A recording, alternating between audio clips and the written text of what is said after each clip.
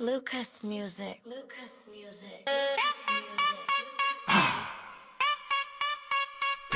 Bird, man. J.R. Yeah. MattDawg. PaulBeezy. Pava boys, let's go.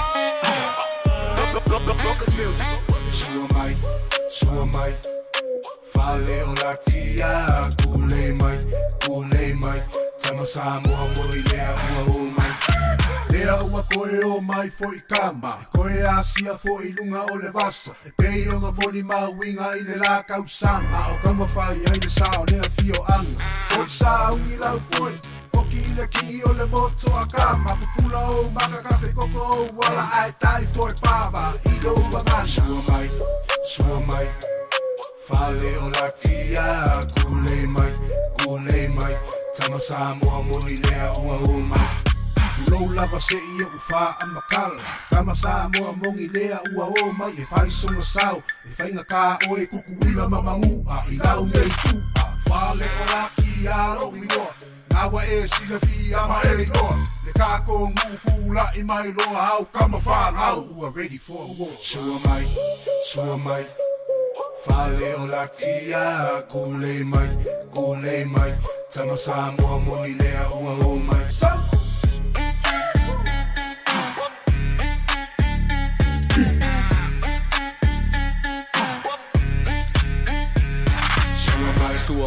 Sua mai Pava, lue mai kama ole fili ole vasa. Sua mai le ai se whaakafa. Umaku unga ai kufa mai le up. Drop it. I said drop it like it's hot.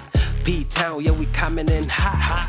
Latia, yeah, we take it to the top. Yeah, stay in your lane, cause your shit don't stop. Yeah, drop it. Yeah, shit drop it like it's hot. P-Town, yeah, we coming in hot. Latia, yeah, we take it to the top. Yeah, stay in your lane, cause your shit don't stop. Tulolo, pasa o ngofo. Fale o latia, awa eke kofo. Tulolo, pasa o ngofo. Vivela mai o kama pei wa sau o le lolo. Sua mai ai awa le fe'ei, le siki papalengi okay. Tama sa moa moni le nei, Pava ia I whai oi mo I sei. Sua mai ai awa le fe'ei, le siki papalengi okay. Tama sa moa moni le nei, Pava ia I whai oi mo I sei.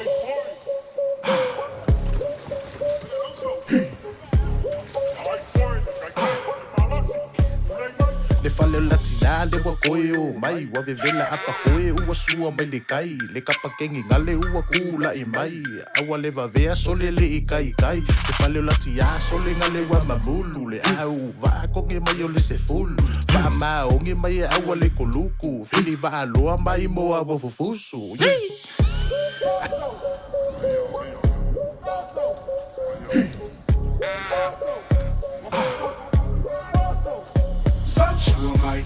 Sua mai, fale o latia, kule mai, tama sa moa moni lea ua o mai.